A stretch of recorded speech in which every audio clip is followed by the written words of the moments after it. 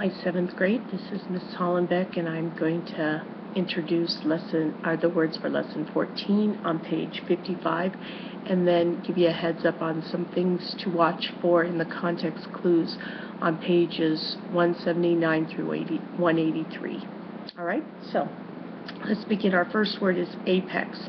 Apex is a noun. All right, and if any of you have been to the apex in Aurora, you're going to, or not Aurora, excuse me, in Arvada, then you're going to understand why it's named this. An apex is the point of the mountain. All right, it's the tip top. It's on the summit of the mountain. The apex is that top point. Okay, so why do the people in Arvada name fitness center Apex?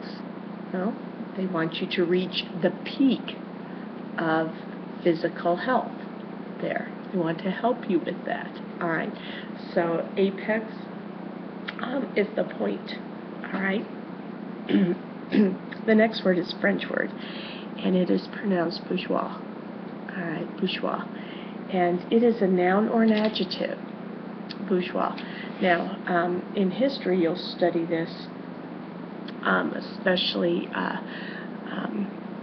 in England, in the early 1900s, when the middle class started making a rise. All right, they were the bourgeois. All right, in France as well. Okay, middle class became a little more important. It wasn't just the haves and the have-nots. There was a middle group that was starting to make a move. They were the bourgeois. Okay, and so bourgeois is middle class. All right, not the rich, not the royalty, and not the peasant, but the middle group. They were the bourgeois. Well, that kind of had negative connotations, especially from the royalty, who they weren't born with money. They had to work to earn their money. Oh, that is so bourgeois. All right. It kind of had negative connotations, even though, you know, being part of the middle class, I think it's a good thing to work to earn money. And then the peasants, they were, oh, that person is just getting full of themselves because, you know, they're making more money. They're not stuck in this place, in this rut where I'm stuck, you know. So bourgeois, it has negative connotations. All right, that's so bourgeois. Okay, it's kind of fun to say, but it's not right. Anyway, our next word is canine. Canine is a noun or an adjective. Okay, I have a canine. Where is she? She's around here somewhere. She's not outside barking, so that's a good thing. My dog Dulcie is a canine. Any classification of dog, that's canine. All right, and then it can also be an adjective, having a dog like your canine teeth. See, I just got mine polished today at the dentist. You have a day off and you go to the dentist. Yeah, something's sticking wrong with that. So your canine teeth are the pointy ones. Okay. All right. Our next word, defunct. Defunct is an adjective. All right. And if a car that the engine is totally defunct, won't run. Okay. It could be, or the battery is defunct. That's what's happening with my son's Volvo that we bought for him. The battery is defunct. It's dead. So my husband went to go get a different battery for it. Anyway, if something is dead or not functioning, okay, they're defunct. It's defunct. All right. Or if something is no longer in use, all right, it's defunct. Okay.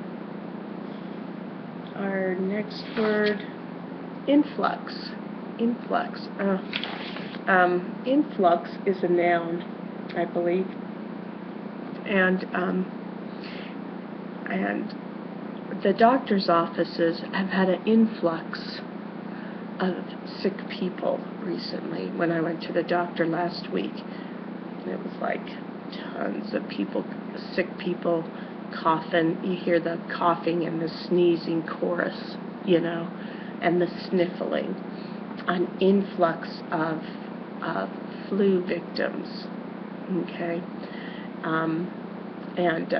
So it means a whole bunch of people, or you could have a influx of mosquitoes, you know. If the conditions are right, there's a whole bunch of mosquitoes, you know. If you have an influx of something, it's a whole group, a whole big amount of people or something coming in, okay? Influx, all right? They're coming in. So there was an influx of immigrants, you know, early in America's history. Another way to use it, okay? All right, our next word is meager. Meager is an adjective. Yeah. Meager is a very small amount, all right? Noticeably less than what somebody else might have, all right?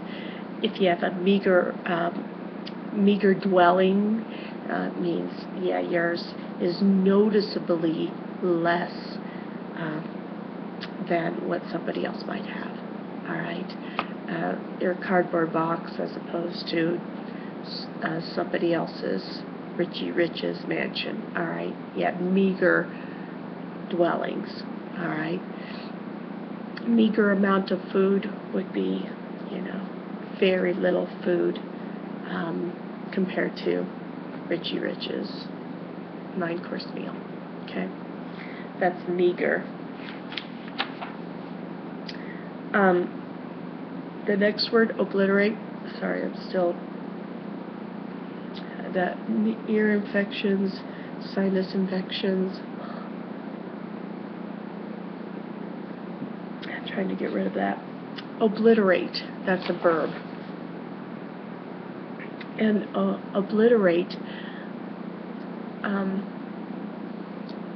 it's more than just conquer, all right? See, here's where I want to develop your vocabulary skills so that you use the right word. Obliterate means to totally wipe out, erase from existence, all right? Not just defeat, okay? You may want to defeat a basketball team, but obliterate them? No, of course not, you know? So there's that distinction there. Obliterate means totally wipe off the face of the earth, all right? That's the distinction. If you had an analogy of defeat and obliterate, it would be a degree, all right? Because obliterate is certainly stronger, okay? We want to obliterate malaria. That's why we want to bring our chapel offering these next 2 months, definitely. All right, to obliterate that disease. Wouldn't that be wonderful? Ossify is a verb. Ossify, the noun for ossification, so you probably would have studied that in science. And that's when your bones become harder, all right? They ossify, they get harder, and then and they become hard and brittle, okay? That's ossification, okay? So if something ossifies, it hardens, okay? And I think about that with bones. Osteoporosis, see, we hear that ossa root in there, okay? Hardening. Okay.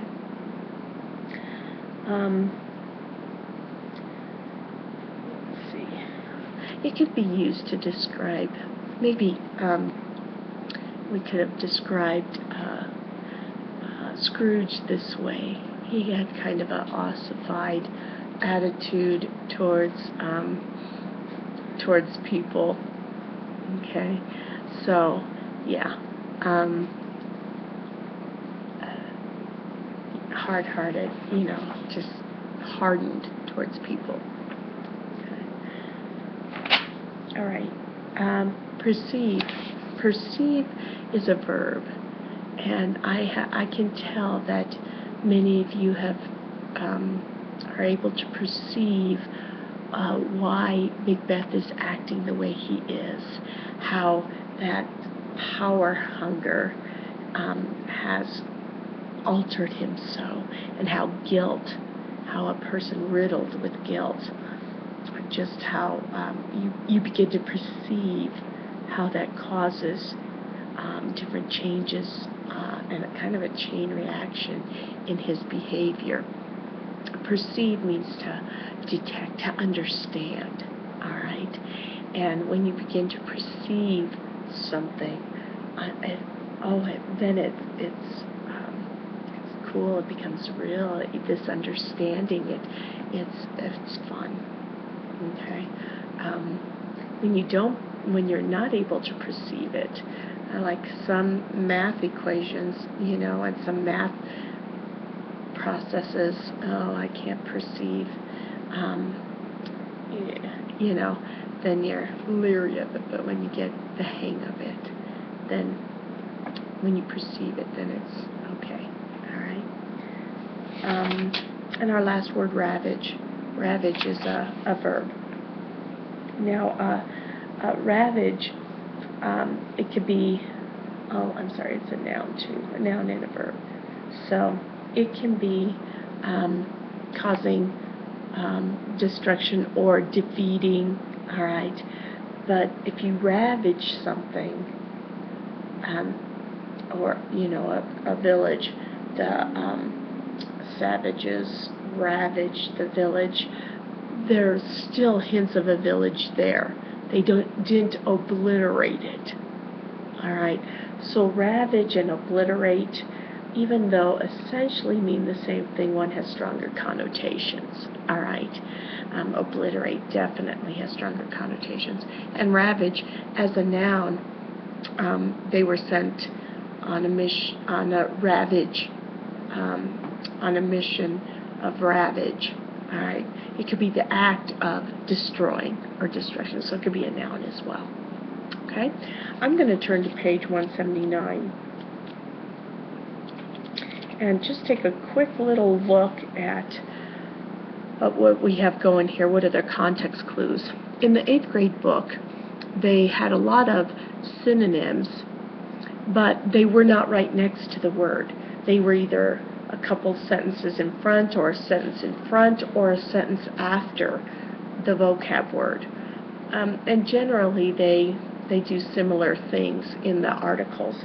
So watch for that. All right, I'm just looking at my highlights and I'm seeing that quite a bit. There's an example, a use of an example. I'm going to show you what the meaning of the word is by giving you an example. That is on in the first column, so watch for that. There's an example in the second column as well.